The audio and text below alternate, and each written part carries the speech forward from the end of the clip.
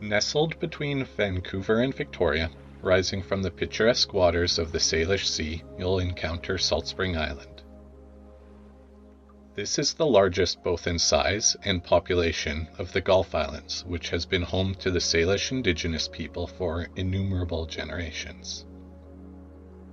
During the mid-19th century, as part of the colony of Vancouver Island, it began being settled by many non-indigenous groups, including African Americans, Hawaiians, and of course Europeans.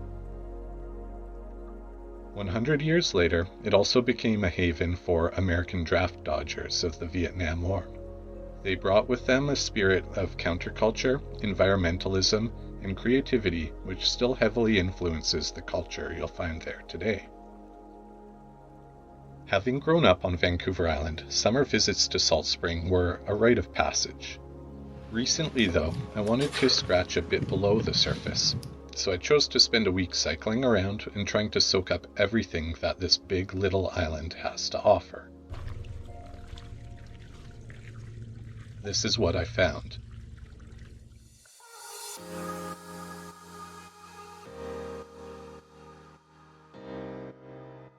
If you've only heard one thing about Salt Spring, it would probably be that they have a Saturday market. And it's kind of a big deal.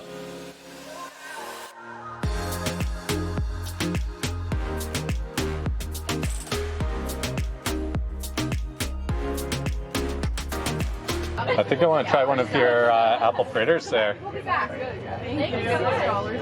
Amazing, thank you. You too, take care.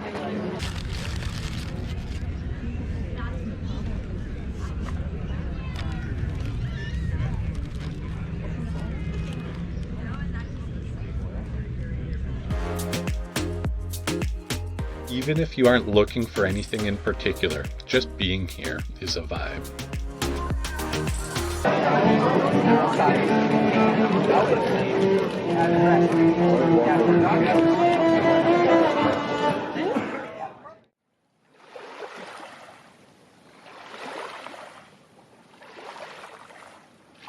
On a hot day, the many beaches and ocean accesses can be very inviting for a swim.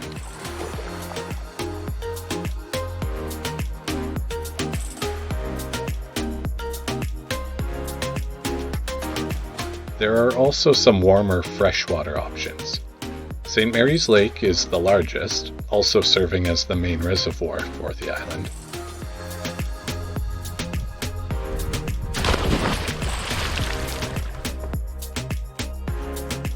Further south is Cushion Lake, or if you feel like ditching your clothes completely, Blackburn Lake.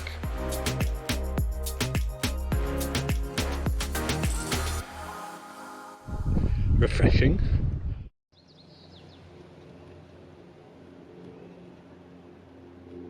One of my favorite initiatives on the island is the self-guided studio tour.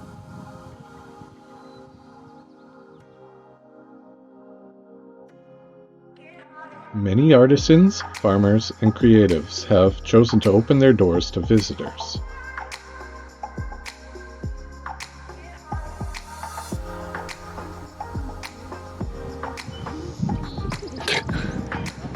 You get to see where and how they work, and can even support them directly if you see something you like.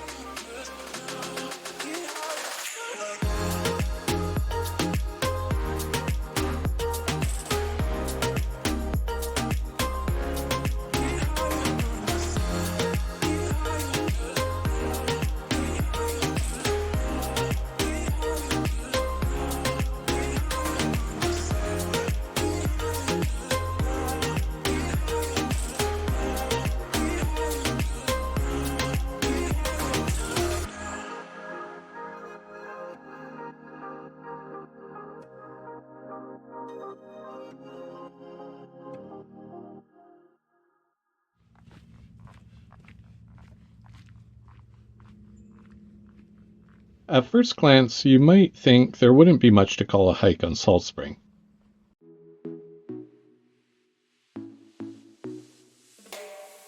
Thankfully, this is just not the case, and I found many enticing options.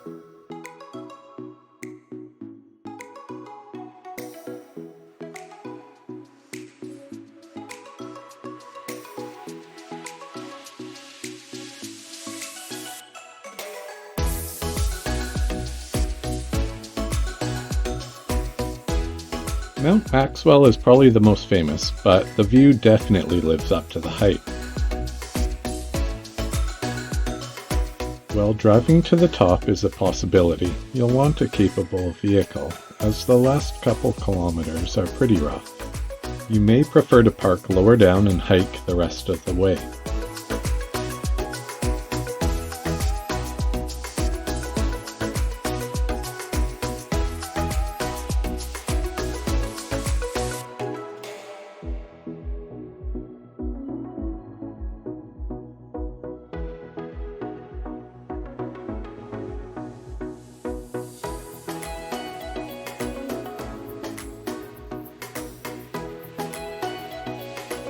Mount Erskine was my most favorite. The panoramic views at sunset were impossible to beat.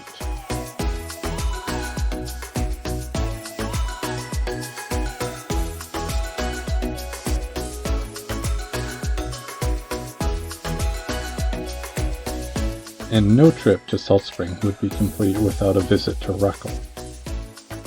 Combining a heritage farm, scenic coastal trails, and some world-class camping, there's something here for everybody.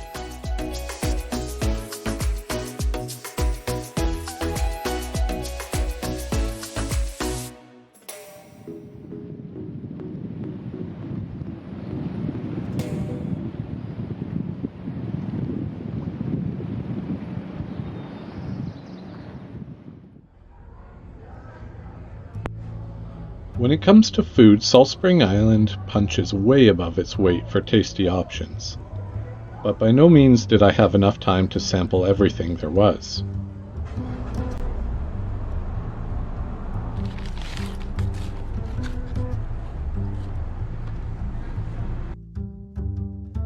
I loved Treehouse for its unique atmosphere, healthy food, and live music. Really good.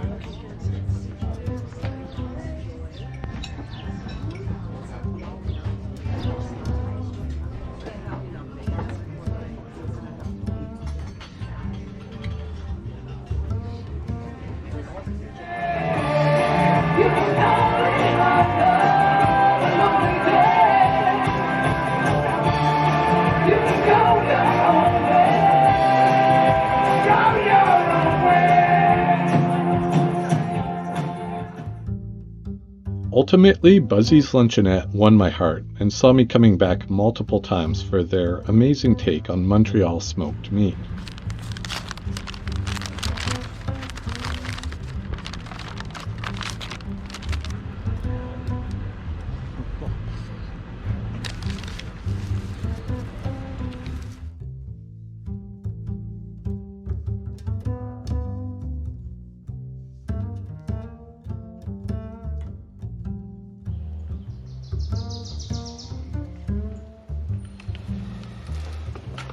Cycling can be a bit hit and miss here on the island, with some roads being in quite poor condition.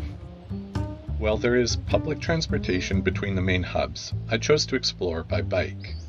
Like a lot of the Gulf Islands, it is pretty hilly, so having electric assist was a big plus. Be prepared to get stuck on some winding, busy, and narrow roads at least some of the time, so you might want to consider driving if that sounds too stressful. For me, it was all worthwhile, being able to spontaneously jump off and take in the ever-changing views on offer.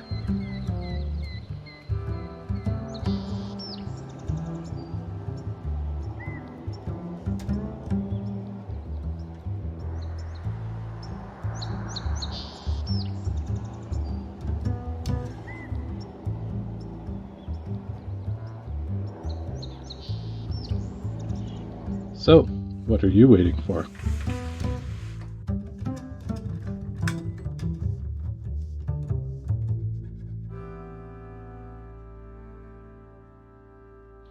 Can I stick the landing?